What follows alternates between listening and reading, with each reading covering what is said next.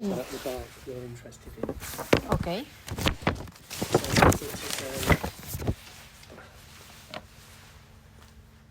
a sacrificial skin? Mm-hmm. Is it as a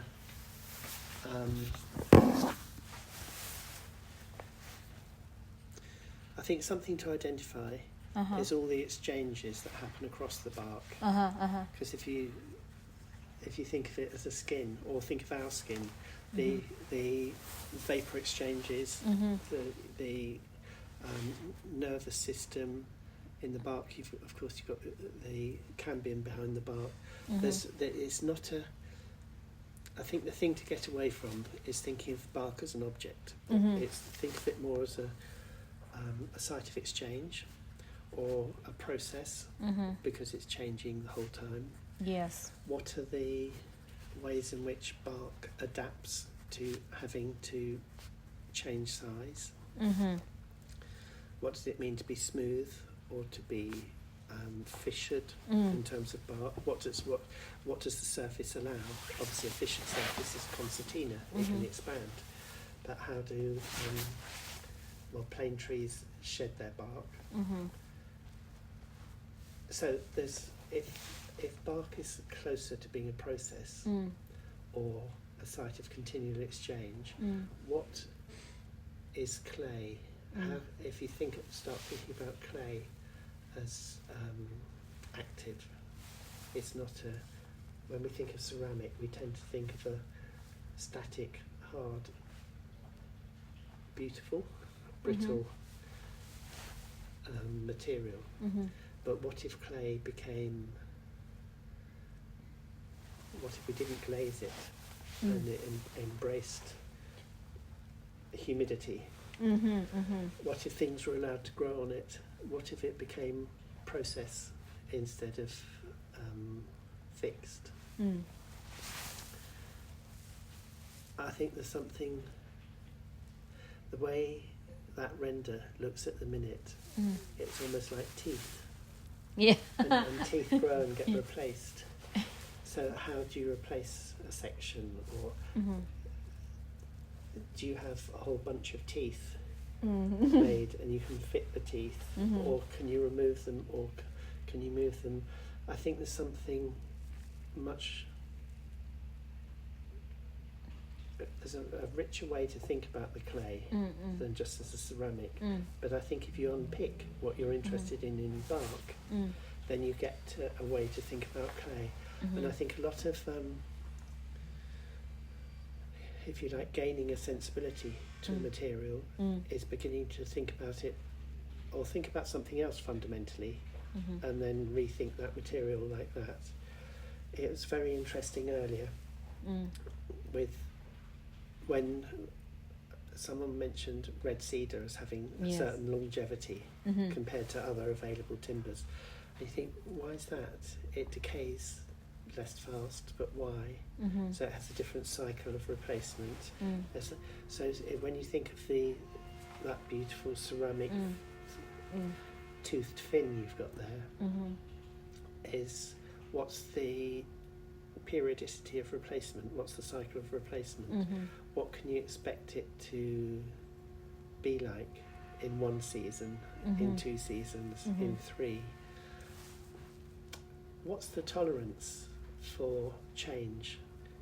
Is it so tight, the tolerance, that it has to be machine precise for its lifetime, or can it be very tolerant? And what ultimately is it trying to do? Is it guiding our view? Is it moving wind or moisture? It might have multiple purposes, but it starts to become a much more complex object. So,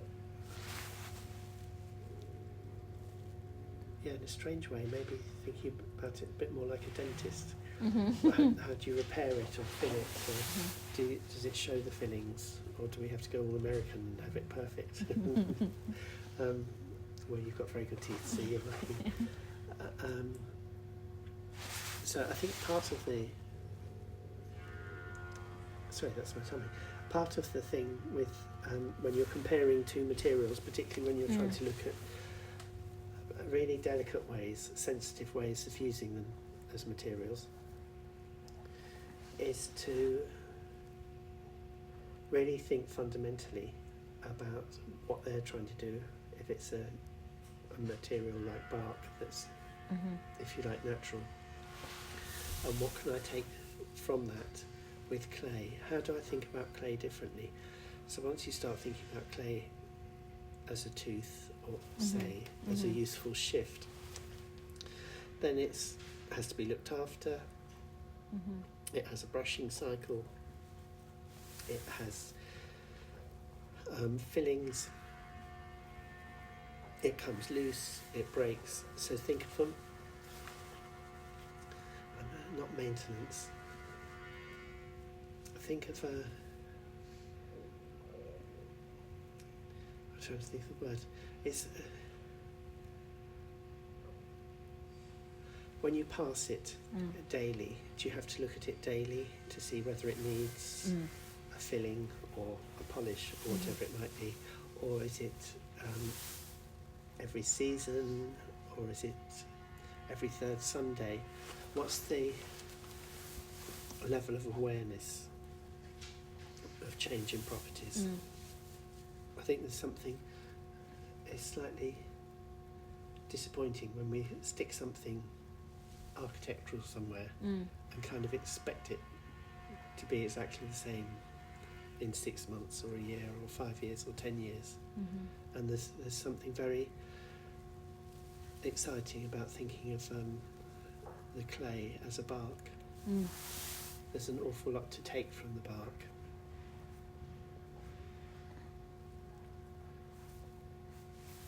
And the bark itself is a weather skin. It's a weather skin. It ameliorates the environment. It's also particularly adapted to prevent disease. So is there something that could be mixed in the ceramic that gives it other qualities?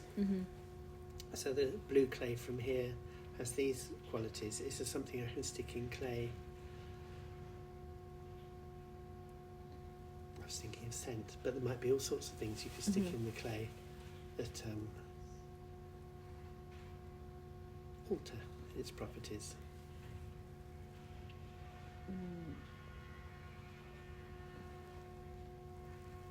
The plasticity. I was thinking of maybe it has an effect on its environment, maybe, but is plasticity might be very desirable, but do you need it for this? What are the things that you would be desirable? What are the qualities that would be desirable for the blue clay as you're thinking of it to have in this setting?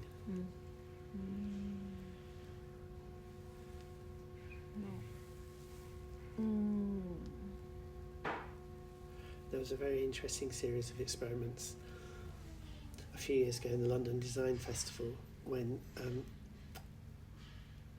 students of which department I can't remember at the Royal College of Art worked on ceramics, and some of the ceramics collected water and they acted as really complex surfaces that gathered water, so they became ornamental as well.